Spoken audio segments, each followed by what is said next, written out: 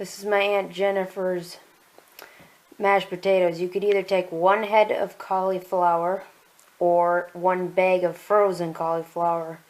And then you take a potato and you peel it and you basically just cut the potato up. Like just 1 big brown potato, or instead of using that you can use 2 small red potatoes peeled and cut up.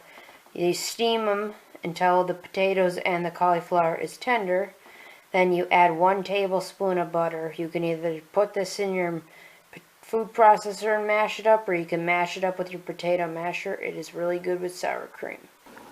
The 2 things you will be doing is, after you're done making your potatoes, you can use the same steamer. I made my potatoes a day ahead of time though, but after you make your potatoes mixture, like I explained how the potatoes are made, you're going to steam 6 to 7 baby carrots, depending on how many you want in there.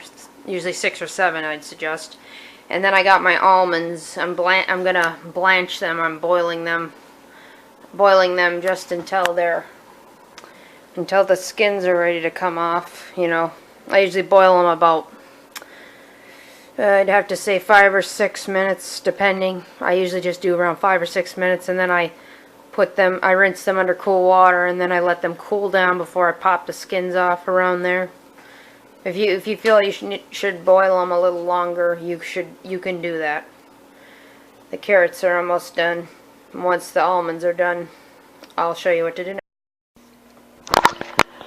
Now, for blanching almonds, you want to pinch them like that, and they shoot out like that. That's all you want to do. You want to make sure all the skins come off. Sometimes the skins get stuck, so you got to make sure they're all off.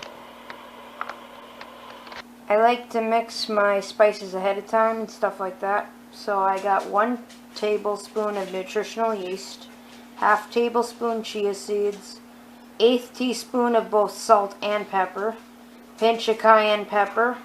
I got 1/4 teaspoon of dried parsley flakes, and that's pretty much it. I put it in a container and I shake it, and then I don't have to mix it later on. What I'm doing is sauteing my onions. They don't have to be brown. I'm already finished sauteing them, so they're all done. Turn off the heat, and I'm boiling water while I'm doing that too. You need hot water for this. I'll show you how to assemble it once the water's done boiling.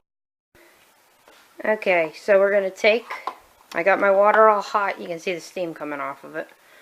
I already put my potatoes, my blanched almonds, my onions. The onions can go in there hot. They don't have to go in there cold. It's not a big deal. So just throw that on there.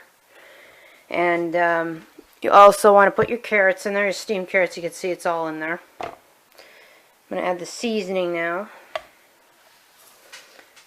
This isn't a Vitamix. If it was, you could just throw all the stuff in there, no prob. But it's a Hamilton Beach, because I don't have enough for you know, Vitamix yet. So you pour that in there, and then you blend her up.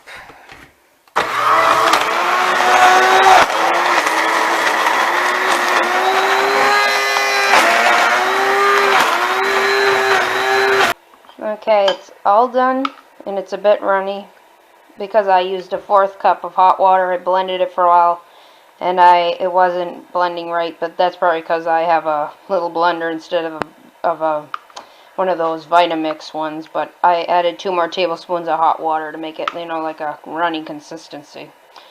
This isn't like one of those spicy chip dips. If you wanted to spice it up, you can add more cayenne pepper or whatever spices you want to add to it.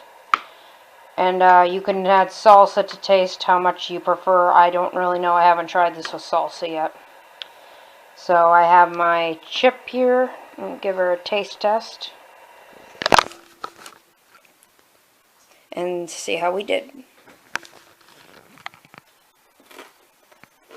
That is really good. I made this from scratch last month. Yeah, it was the October 3rd. Sorry for talking with my mouth full. It's 12 a.m. in the morning. I couldn't sleep and I was craving a cheesy snack, so I decided to try a vegan style cheese sauce to make from scratch, and I threw it together on a piece of paper and wham, there you go. Good recipe. Thank you for watching.